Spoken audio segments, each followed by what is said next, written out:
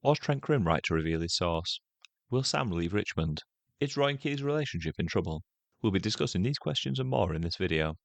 Welcome to Square Eyes, a channel where we recap, review, and take a sideways look at your favourite TV shows. In this video, we'll be looking at episode 11 of season 2 of Ted Lasso, called Midnight Train to Royston. Let's jump straight in. The episode opens after AFC Richmond have just won their penultimate game of the season, mostly thanks to Sam Obisanya's hat-trick. We find out from the commentators that the team will be promoted back to the Premier League if they win their final game of the season. After the game, everyone wants to congratulate Sam, but he's only interested in hearing from Rebecca. She sends a text to him to say well done, but it's obvious Sam was hoping for more. However, it seems their relationship is still on hold for now.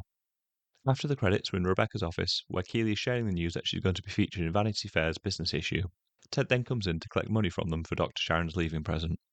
He's planning on giving her a big envelope full of cash, which seems strangely thoughtless considering Ted typically spends a lot of time on things like gifts. Then Higgins comes into the office looking excited, for him at least.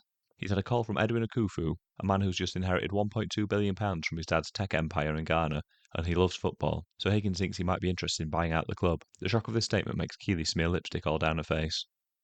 Nate talks to Ted about his idea of playing a false nine system in the final game of the season against Brentford. Ted listens to the idea, likes the sound of it, and tells Nate that he thinks they should try it out. Then, as soon as Ted leaves, Nate starts complaining that he's given Ted another idea and that he'll take the credit for it. Roy points out to Nate that his job is to give the head coach tactics, and looks confused about Nate's frustration.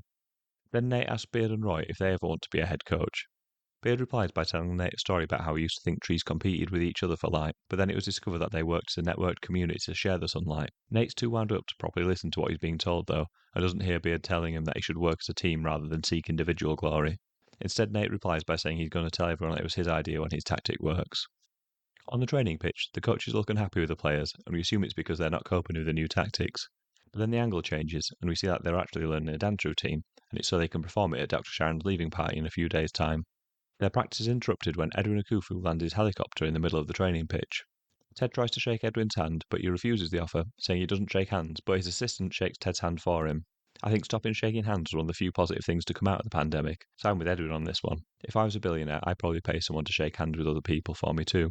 Edwin goes to Rebecca's office to meet with her, Higgins, Keeley, and Ted. Rebecca makes it clear straight away that she's not interested in selling the club, but Edwin isn't interested in buying AFC Richmond. He wants to buy Sam Abusanye.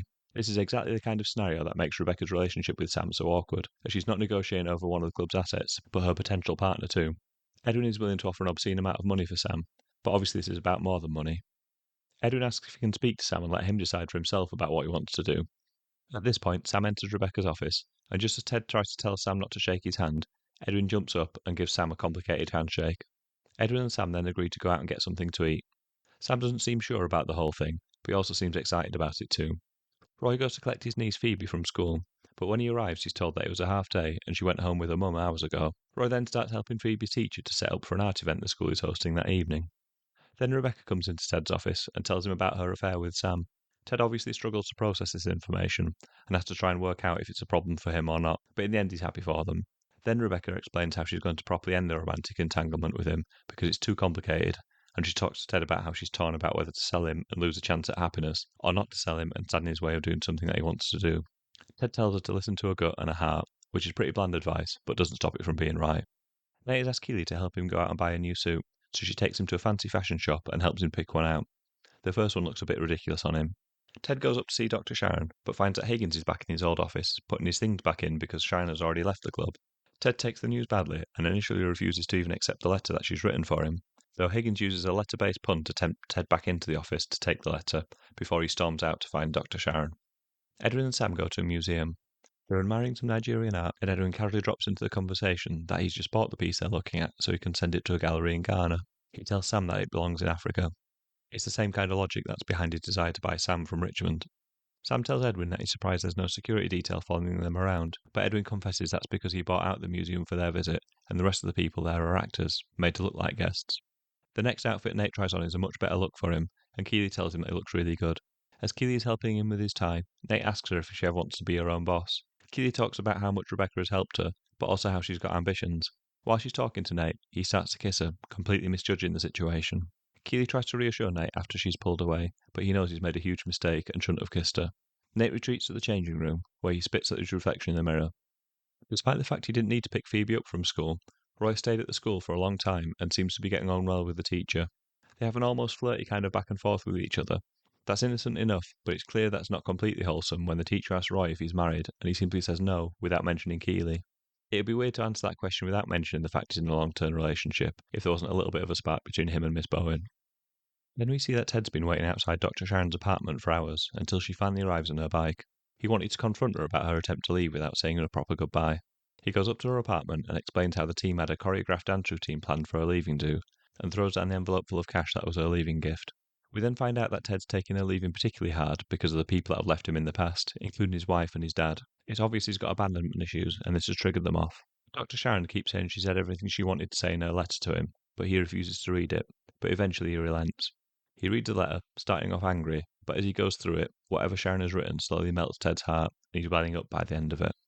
Sam is impressed by the West African restaurant that Edwin has taken him to, and expresses surprise that he didn't know it existed, until Edwin explains that it didn't exist until he arranged for it to be created for them. All the other diners are his friends, and he brought the chef specially for them. Edwin then explains his big plan to Sam. He intends to buy Raja Casablanca in Morocco, and then use his riches to make it one of the biggest clubs in the world. He wants to buy all the world's best African players, and then get them all to play for an African club team. He tells Sam to take his time to think over the offer, but also that he's only got 72 hours to decide. This tight deadline makes no sense, as Edwin hasn't even bought his football club yet, and the transfer window to buy players isn't open. Roy goes home, and his house has been taken over for Keeley's photo shoot. He goes upstairs and finds Keeley's incredibly nervous about the shoot. While she's done hundreds of these sort of things in the past, they were as a glamour model, and this feature is actually about her as a businesswoman and focuses on the real version of her rather than the persona she had when she was a model. Roy reminds her that she's a great person, and that sets her mind at ease. He squats down in front of her, looks her in the eyes, and says, "The real you is amazing." It's a great pep talk, and it makes me wish I had a Roy Kent around if ever my confidence is wavering. There's a lull in Roy and Keeley's photo shoot when the photographer goes to get another lens, and they start talking about their days. Keeley tells Roy about how Nate made a pass at her when they were shopping. I think she was worried that Roy might get angry, but he just points out how awkward it must have felt. Then he tells Keeley about how he was speaking to Phoebe's teacher for 3 hours that afternoon, and he didn't mention their relationship when he was asked if he was married. Keeley looks really hurt by this, but because she's in the middle of the photo shoot, she can't really react fully. Instead, she counters by telling Roy that Jamie professed his love to her back at the funeral. Before Roy can properly process or reply, the photographer comes back, and they both pose for what looks like the most miserable couple's photo you'll ever see. At the pub, Ted tells Sharon that he's going to go to the loo, but it's a trick and he's really leaving Dr. Sharon with a goodbye note, just like she tried to do to him. May delivers it for him, and also gives her a pint with a little green man in it from Ted. When Sam gets back to his house after his day with Edwin and Khufu, Rebecca is waiting for him on his doorstep. She tells him that she still can't give him an answer about their romantic relationship, but she does hope that he stays. Sam doesn't say anything, so we're going to have to wait until the next episode to know if he accepts Edwin's offer, or if he'll choose to stay in Richmond. Ted gets back to his apartment and he gets a text from Trent Krim. It's a link to an article that's going to be in the next day's paper, all about how Ted left the Spurs game early because he had a panic attack. Trent tells him he had to write the article because he's a journalist, but he also tips him off that his anonymous source for the article was Nate. Ted looks understandably sickened by the news, and he fires off a quick no-comment reply to Trent. I really enjoyed this episode. It felt like a lot of the storylines that have been developing over the course of the season came to a head this episode, or at least have been set up nicely for the final episode. Adding Edwin and Khufu into the story at this late stage in the season added some extra intrigue, and it put Rebecca and Sam's relationship into a difficult position. Rebecca may find herself having to choose between what's best for her love life, the club, or for Sam's career. If a tech billionaire offered my wife millions to take me off her hands, I think she'd snap the hands off. But it looks like Rebecca is desperate to keep hold of Sam, despite the fact that selling could be in the club's best interest if they can negotiate a huge transfer fee. I was sad to see Sharon leave this episode, but I'm pleased that Ted managed to track her down and didn't have to settle for a goodbye letter, no matter how nicely worded it was. It took me a long time to warm to Dr. Sharon, but she was actually a really kind and thoughtful character, and clearly cared for Ted a lot. The therapy that she provided Ted gave us an insight into a deeper level of what motivates Ted, and why he is the way he is, so I'm pleased that she's been a part of this season. Nate's awkward pass at Keeley was a cringe-inducing moment. I don't really see what signals he thought he was getting from Keeley that gave him the impression it was a good idea, but he quickly found out that it wasn't. The other thing that I found strange was that the kiss cut off Keeley when she was having a really interesting conversation with him about being their own boss. Keeley was saying that they were both ambitious, but she didn't get a chance to finish what she was saying. I'd hope it was something about how they've both been given opportunities by Rebecca and Ted respectively, and how they can learn from them as mentors and in their own time become leaders themselves, but we'll never know. Given that Nate mentioned it twice in this episode, he clearly thinks he's ready to be a manager of a club himself, which seems pretty arrogant when he was washing sweaty socks and cleaning off boots just one season ago as a kit man. The photo shoot scene between Roy and Keeley was hard to watch. I don't think they meant to hurt each other when they started confessing about recent events, like Jamie's declaration of love or Roy's 3-hour chat with Phoebe's teacher, but it was obvious from their faces afterwards that things aren't right between them now. Roy wasn't all that bothered about Nate making a pass at Keeley, but the Jamie thing obviously bothered him a lot more. I think what will really trouble him is the fact that Keeley kept it to herself for this long. And obviously the big talking point from this episode is Trent Crimm's article about Ted's panic attacks. There were clues earlier in the season that this was coming, but the fact it was Nate that betrayed Ted was a shock. Even though it was against all journalistic standards, I do admire Trent Crimm for letting Ted know who tipped him off. Journalists are often willing to go to jail to protect their sources, but Nate, in this scenario, doesn't deserve any anonymity. The timing of this news is a real shame, as it felt like Ted had got to a point where he could move on from his mental health issues, but this story is going to mean that he's going to face endless questions in the press. With just one game of the season left, it's a huge distraction that they could do without. I always see Ted Lasso as a show that sets an example of how the world should be in many ways. So maybe Ted will open up about his mental health, and it could be a chance to educate people about panic attacks and how they can happen to anyone. But there's still a stigma around mental health in professional sports. It's much less than it used to be. So it may be that Ted could be open about his mental health, and that could become a positive story for him and the club. My favourite line in this episode came from Roy Kent.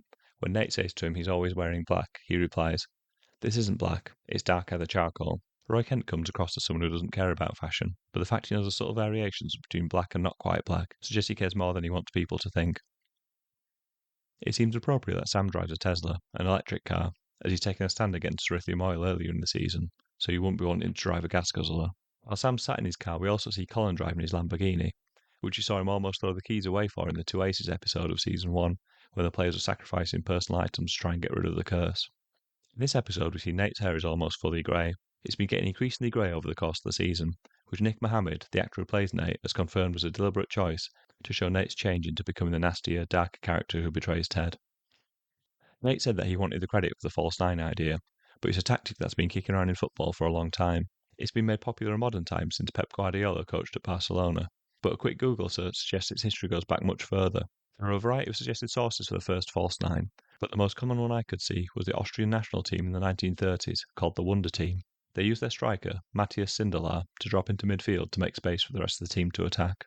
The book Beard is reading in this episode is called Entangled Life: How Fungi Make Our World, Change Our Minds, and Shape Our Futures by Merlin Sheldrake. It sounds like an interesting book about the role of mushrooms in our world, but I'm not sure I'm ready to read it just yet, after watching The Last of Us recently and seeing how mushroom-like fungus overcame the human race and brought the end to civilization. So this is one of Beard's books I probably won't read. When the players are learning the dance routine, Coach Beard tells Ted that the players are not in sync. This is a pun because they'll learn a dance routine to a song by the band NSYNC. Ted calls his fingers his hand toes in this episode, which is a callback to the episode earlier in the season when he's in character as Led Tasso and called toes feet fingers. When Rebecca tells Ted about her relationship with Sam, he tells her that she dropped a truth bomb on him this time last year, which refers to when she confessed to Ted about how she'd been trying to sabotage the club. The line where Rebecca says "see you next year" and Ted replies "can't wait" feels like foreshadowing for Season 3, so we can probably expect some sort of confession scene in Ted's office towards the end of Season 3. Many fans will be hoping this will be when Rebecca and Ted finally become romantically involved, as there's a huge community that's really invested in that outcome, but I always get the feeling that they're just good friends. Nate spat at his reflection in this episode just after he'd kissed Keeley and she'd pulled away. He spat at his reflection in the Greek restaurant in the Rainbows episode too. There's a slight difference in the circumstances though. The first time he was doing it to psych himself up before trying to get upgraded to the window table, but in this situation he was doing it out of pure self-loathing after his failed attempt to seduce Keeley. When he's reading her letter, Ted tells Dr. Sharon that she spelt favourite wrong. She hasn't, but he's picking up on the fact that English and American people spell the word favourite differently. Us Brits spell it with an extra U. American viewers may think that I spell favourite wrong on my title card whenever I do my favourite line section to my videos. With just one episode left, there's quite a lot still to tie up, so I'm expecting it to feel like quite a packed finale. The big cliffhanger we had in this episode was Trent Crimm's article about Ted's panic attack and how Nate was the source.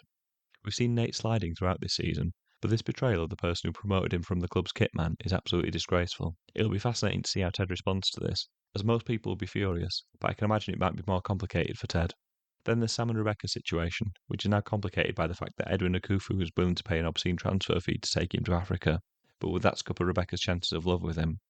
Roy and Keeley's love seems to be dwindling a little bit too. It seemed that they both realised that everything isn't okay between them during that photo shoot. It doesn't seem fatal for their relationship at this point, but there are cracks that are starting to show, and I suspect we'll see more of that in the next episode. And of course there's the issue of whether AFC Richmond make it back to the Premier League. They need to win their next match. Surely they will, right? I think it's likely, but I also didn't think they'd be relegated last season, so it's hard to say. Thank you for watching my recap and review of episode 11 of Season 2 of Ted Lasso. I'll be back with a video for the Season 2 finale in a few days. Please subscribe to make sure you don't miss it. Goodbye.